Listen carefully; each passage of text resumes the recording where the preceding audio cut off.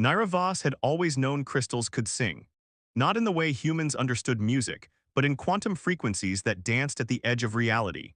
As she stood in her laboratory at the Quantum Research Institute, her dark hair pulled back in a messy bun, she watched the latest crystalline formation pulse with an otherworldly blue light. "Come on, show me your secrets," she whispered, adjusting the quantum resonance scanner. The crystal, a new formation she dubbed QC7, seemed to respond to her voice, its inner light shifting in patterns she'd never seen before. Dr. Harrison Wells, her research partner and longtime mentor, peered over her shoulder, his weathered face creased with concern. "Naira, these readings are impossible. The crystal's quantum structure is evolving." "Exactly," Naira's green eyes sparkled with excitement. "It's not just storing information anymore, it's processing it, creating it. This goes beyond anything we've theorized about quantum computing." The crystal's glow intensified, casting strange shadows across the sterile white walls of the lab. Equipment readings spiked, their displays showing cascading numbers that defied conventional physics. "We should shut it down," Harrison suggested, reaching for the containment controls. Naira caught his wrist. "Wait, look at this pattern, it's not random, it's a signal." The crystal's light pulsed in a distinct rhythm now, like a heartbeat made of starlight. Naira's specialized equipment began picking up frequencies she'd never encountered before, harmonics that seemed to resonate with the very fabric of spacetime. That's when she heard it, a voice, not in her ears but somehow inside her mind, carried on waves of crystalline energy. "We have been waiting for someone who could listen." Naira stumbled back, her heart racing. "Harrison, did you?" But her colleague was frozen in place, as if time itself had stopped. The crystal's light enveloped the lab, and in its radiance stood a figure that defied human comprehension, a being made of living crystal, its form shifting and flowing like liquid light. "I am Keldrin," the being said, its voice resonating through multiple dimensions at once. "We are the Lumerians, and we have watched your species' growing understanding of crystal technology with great interest." Naira's scientific mind warred with the impossibility before her. "You've been hiding in our quantum crystals, watching us." "Not hiding," Keldrin corrected, its crystalline form rippling with colors that had no names in human language. "Waiting. Your species stands on the brink of a discovery that could change the universe or end it." Before Naira could respond, alarms blared throughout the facility. Through the lab's windows, she saw security teams rushing past, their weapons drawn. A voice crackled over the intercom, "Unauthorized quantum signature detected. All personnel evacuate immediately. This is not a drill." "They cannot know of us yet," Keldrin said urgently. "The knowledge is too dangerous in the wrong hands." "What knowledge?" Naira demanded, her mind racing with possibilities. "What's really going on here?" The crystalline being's form began to fade. "Find the resonance pattern in crystal QC7, follow it to its source. But be careful who you trust, Naira Voss. Not all who seek this knowledge have peaceful intentions." As Keldrin vanished, time resumed its normal flow. Harrison blinked, looking confused. Naira did something just.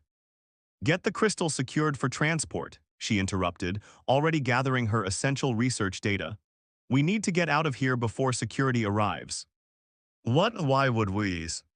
"Harrison, please trust me. This is bigger than our research, bigger than anything we've imagined." As they worked quickly to secure the crystal, Naira's mind spun with questions. The being's warning echoed in her thoughts, along with fragments of information that seemed to have been transferred directly into her consciousness. Coordinates, frequencies, snippets of an alien language that somehow made perfect sense. They barely made it out of the facility before the security lockdown completed, the crystal safely stored in a portable containment unit. As they drove away in Harrison's car, Naira looked back at the Institute's gleaming towers reaching into the night sky. "Want to tell me what's really going on?" Harrison asked, his voice tight with concern. Naira touched the containment unit holding QC7, feeling a faint resonance even through its shielding. "We've just made first contact, Harrison, but I don't think we're the only ones who know about our new friends. Someone else is looking for them, someone who knows exactly what these crystals can do." "And what exactly can they do?" She smiled grimly. "They can change everything. The question is, are we ready for that change?" As they drove through the night, the crystal pulsed quietly in its container, singing songs of other worlds and ancient secrets. Naira knew she had just stepped onto a path that would either lead to humanity's greatest breakthrough or its most devastating conflict. Either way, there was no turning back now. In her mind, she could still feel the echoes of Keldron's presence, and with it came a certainty. This was only the beginning. The true nature of reality and humanity's place in it was about to be rewritten in crystalline light. What she didn't know yet was that across the city, in a heavily guarded facility, another crystal was singing.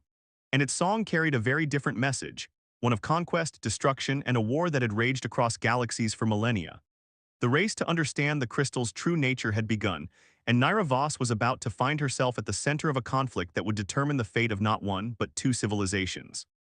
The abandoned research facility on the outskirts of Geneva wasn't Naira's first choice for a hideout, but options were limited when you're harboring an alien crystal and running from a shadowy organization. 3 weeks had passed since her encounter with Keldron, and the world had shifted beneath her feet in ways she was still struggling to understand. The resonance patterns are getting stronger, Dr. Jace Rhodes said, his fingers dancing across holographic displays. The quantum physicist had found them 2 days after they fled the institute, appearing at their hotel room with a warning and proof that he knew exactly what they were hiding. Naira studied his work, noting how his dark skin seemed to reflect the crystal's blue glow. Jace had brought with him not just expertise, but equipment she'd never seen before, technology that seemed decades ahead of its time. "You still haven't told us how you knew about the crystal," Harrison remarked from his workstation, his voice carrying a hint of suspicion that hadn't faded since Jace's arrival. Jace's hands paused over the controls. "Because I've seen one before, and I've seen what happens when they fall into the wrong hands." The crystal in its containment unit pulsed, as if responding to his words.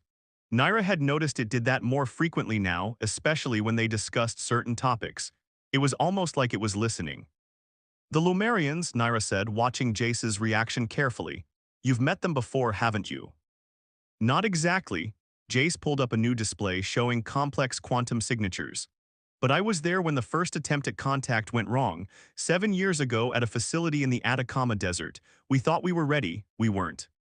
Before he could elaborate, the crystal's light shifted to a deep purple, and a familiar presence filled Naira's mind. "Danger approaches," Keldron's voice resonated through her consciousness. "They have found us." As if on cue, proximity alarms blared. Harrison rushed to the security feeds, his face paling. 3 vehicles approaching from the north, military-grade heavy weapons. "The Obsidian Initiative," Jace said grimly, already moving to secure their data. "They're the ones who corrupted the first contact. They believe the crystals are weapons to be controlled, not allies to be understood." Naira's mind raced. "Keldron, we need answers. Who are these people? What do they really want?" The crystalline being's response came in a flood of images and sensations. Vast armies of crystal beings locked in ancient wars, a schism that split their species, and a faction that believed in domination rather than cooperation. The crystals aren't just technology, Naira realized, the knowledge crystallizing in her mind. "They're your people, your children." "Yes," Keldron confirmed. "And some of our kind have been corrupted, twisted into weapons by those who would use our power for destruction." The building shook as the first explosions hit the outer defenses. Harrison's security feeds showed armed figures in black tactical gear advancing through the smoke.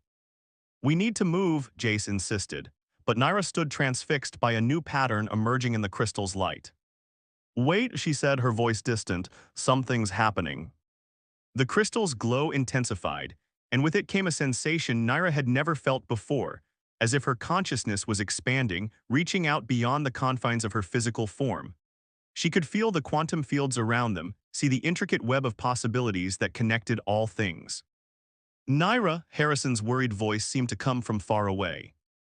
She reached out, not with her hands but with her mind, touching the quantum fields that surrounded them. The crystal sang in harmony with her thoughts, and suddenly she understood what Keldron had been preparing her for. "Get behind me," she commanded, her voice resonating with crystalline harmonics. The facility's doors burst open and armed figures poured in, weapons raised. But they froze at what they saw: Naira Voss standing before the crystal, her body suffused with living light. "You wanted to understand the crystal's power?" she asked, feeling energy course through her. "Let me show you." With a thought, she reached into the quantum field and twisted asterisk. Reality rippled around them, and the attackers found themselves facing an impenetrable barrier of crystalline energy. "Impossible," one of them breathed. Jace was already moving, gathering their essential equipment. We need to go, now, that barrier won't hold them forever. How did you do that? Harrison asked, staring at Naira in amazement. She looked at her hands, still glowing with residual energy. I think the crystal changed me, or maybe it just woke up something that was always there. The resonance between our kinds grows stronger, Keldrin's voice echoed in her mind. But with it comes great risk. The Obsidian Initiative will not stop until they possess this power. As they fled through a back exit, the crystal secured in its container, Naira couldn't shake the feeling that this was just the beginning. The power flowing through her veins wasn't just a tool or a weapon, it was a responsibility. A bridge between two species that could either unite them or tear them both apart. Where do we go now? Harrison asked as they piled into their emergency vehicle. Jace took the wheel, his expression grim.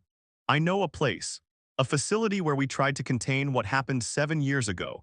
If we're going to understand what's really happening to Naira, that's where we need to be.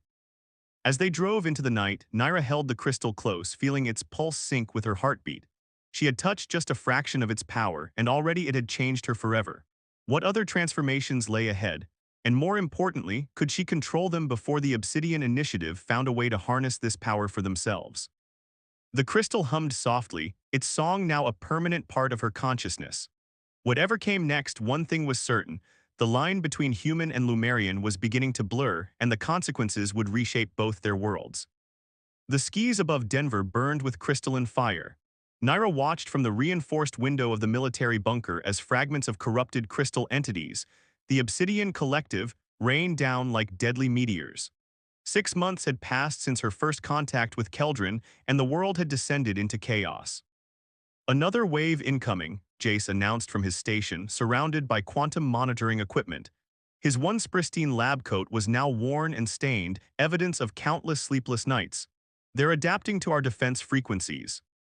Harrison burst into the command center, his gray hair wild and his eyes intense. The evacuation teams need more time. We can't hold them off much longer. Naira closed her eyes, feeling the quantum fields that now constantly surrounded her. The crystal powers that had awakened within her had grown stronger, more controlled, but using them still took a toll. How many civilians are still in the hot zone? At least 2,000, Harrison replied grimly. Then we don't have a choice. Naira placed her hand on the central crystal, the original QC-7, now integrated into a specially designed containment unit. Keldrin, we need your help. The Lumerians' presence filled her mind, stronger than ever. Their connection had deepened over months of working together, fighting together. What you propose is dangerous, Naira. Extending the quantum shield that far could drain you completely. Better drained than dead, she muttered, then turned to her colleagues. Get ready to channel everything we've got into the defensive grid.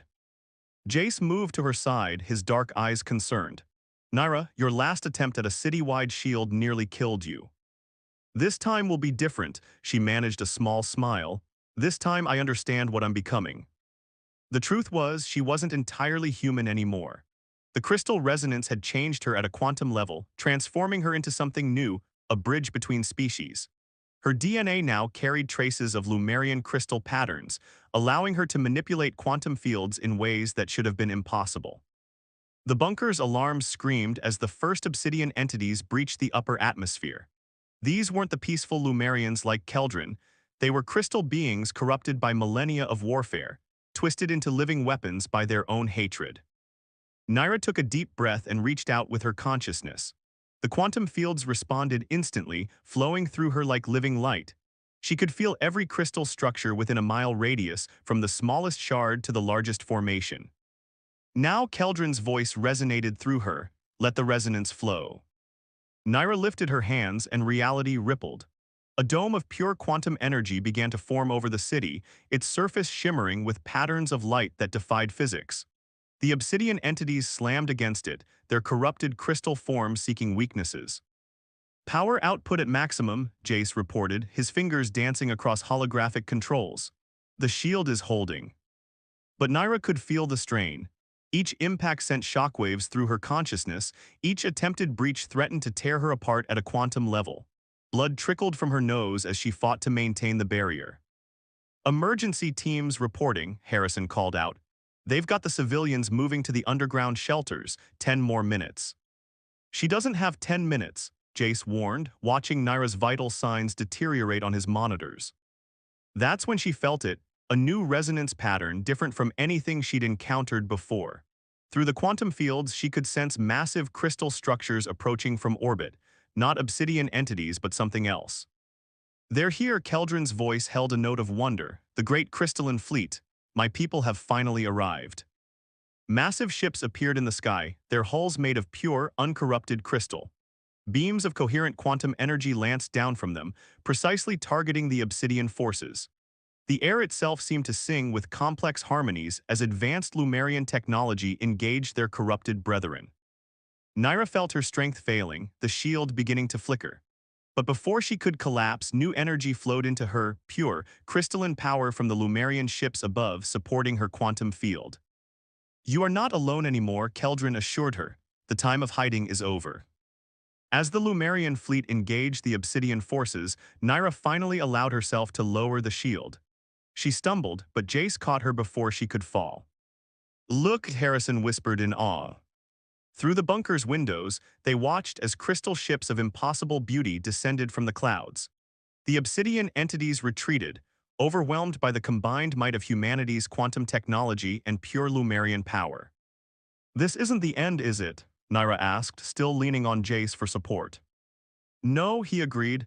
The Obsidian Collective won't give up. They've spent too long planning this invasion, but now we have a real chance. Naira touched the crystal at her throat, a small shard of Keldrin's own form given to her months ago. It pulsed in sync with her heartbeat, a constant reminder of how far she'd come from being a simple research scientist. We need to understand what we're really fighting for, she said. The Obsidian Collective, the Lumerians, this war, there's something we're still missing. Something about why they chose Earth, why they chose me. Harrison approached with a tablet showing new data. You might be right. We're picking up quantum signatures unlike anything we've seen before. Something is happening to the very fabric of reality around Earth. The great convergence approaches, Keldrin's voice echoed in Naira's mind. The moment when all paths meet, when the true nature of our presence here will be revealed. As rescue teams worked to secure the city below and crystal ships patrolled the skies above, Naira couldn't shake the feeling that everything, her transformation, the war, even Earth itself, was part of something far larger than she'd imagined. The real question was, were they ready for the truth when it finally emerged? The Lumerian archive ship hung in Earth's orbit like a massive prism, its crystalline surfaces refracting sunlight in mesmerizing patterns. Naira stood at its heart, surrounded by holographic displays showing thousands of years of history. Lieutenant Fiona Blackwood, Earth's military liaison, watched with barely concealed awe as ancient records played out before them. All this time, Fiona breathed, her military posture softening. They've been watching us, guiding us. The lieutenant's red hair was pulled back in a tight bun, her uniform pristine despite the chaos of recent weeks. Not guiding, Naira corrected, feeling Keldrin's presence strengthen. Waiting, there's a difference.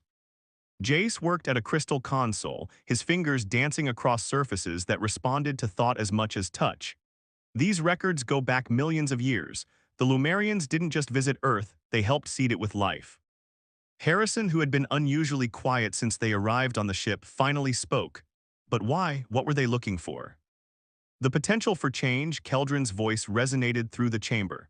The crystalline being materialized beside them, its form more solid than ever in the ship's enhanced quantum field.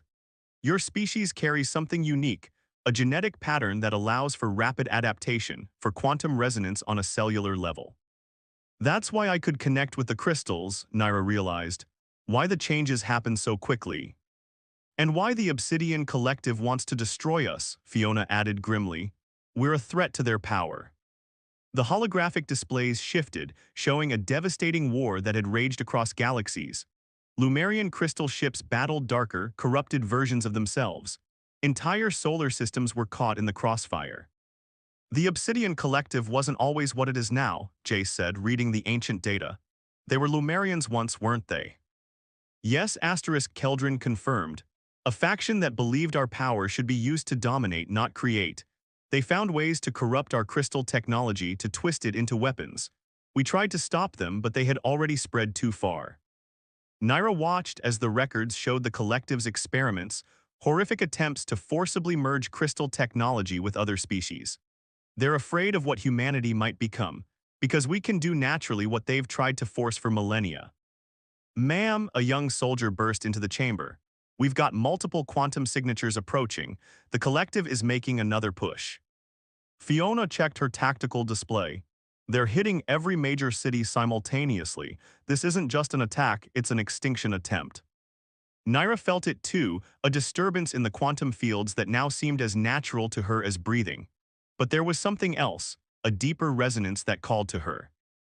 Keldrin, she said slowly, there's more to this war than you've told us, isn't there? Something about Earth itself. The crystalline being's form flickered.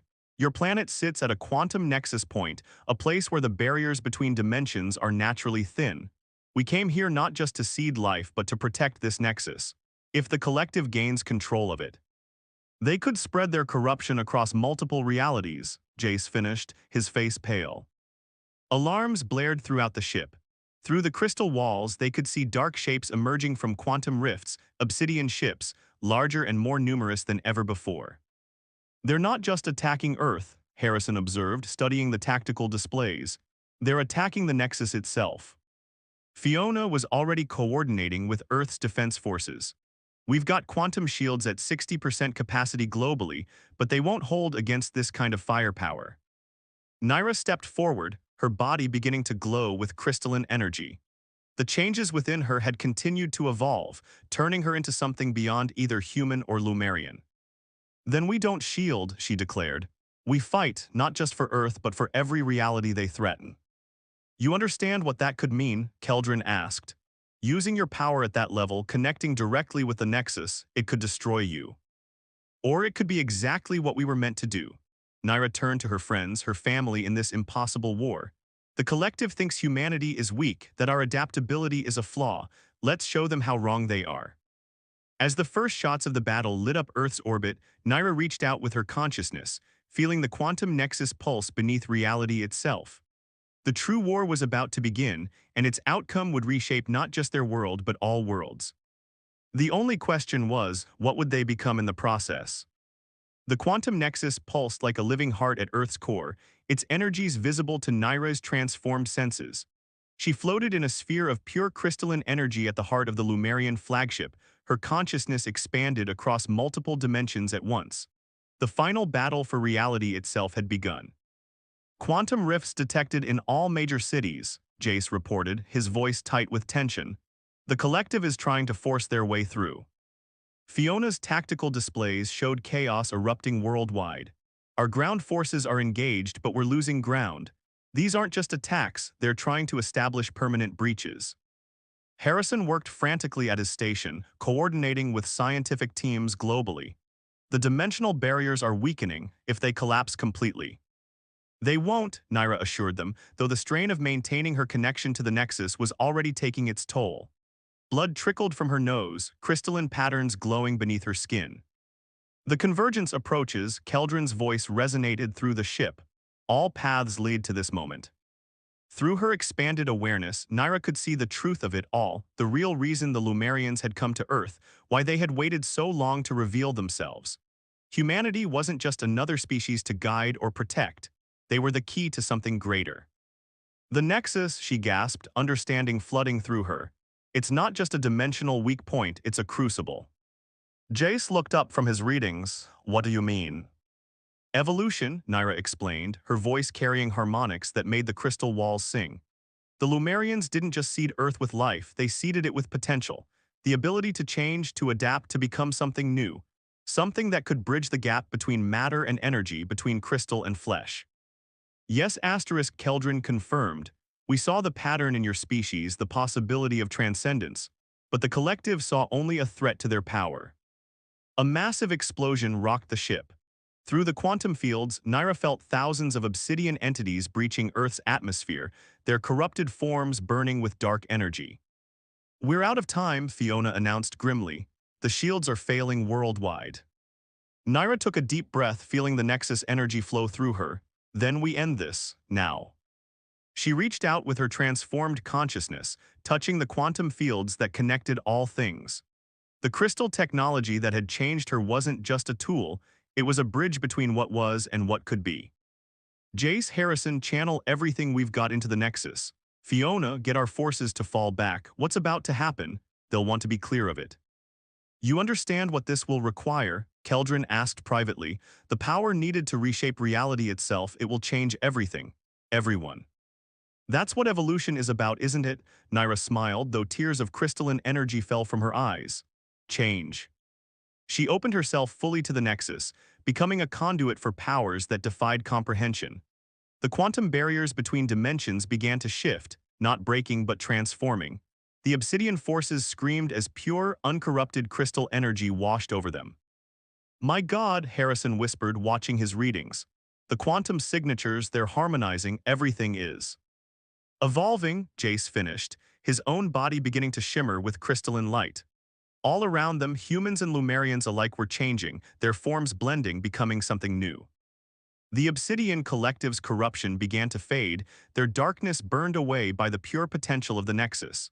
They had sought to force evolution through dominance and control. Instead, they were becoming part of a natural transformation, one that had been set in motion millions of years ago. Fiona stared at her hands, watching crystal patterns emerge beneath her skin. Is this what you saw coming, what you were preparing us for? The beginning, Keldrin answered, its form now barely distinguishable from the humans around it. The next step in both our species' journey. Through the ship's crystal walls, they watched as waves of transformative energy swept across the Earth. The quantum nexus had become a beacon, calling all life toward a new state of being. Not just a merger of human and Lumerian, but something entirely new, a species born of adaptation and harmony rather than conquest. Naira felt her consciousness expanding one final time, touching minds and hearts across the planet. The war was over. The barriers between species, between matter and energy, between what was and what could be, had dissolved. We did it, she whispered, her voice carrying through quantum fields to every transformed being on Earth. We became the change they feared. As the light of evolution washed over the solar system, Naira Voss, no longer merely human, no longer separate from the crystalline cosmos, smiled. The universe was vast, full of wonders and possibilities they were only beginning to understand. And now, transformed and united, they would explore it together. The Crystal Symphony had only just begun.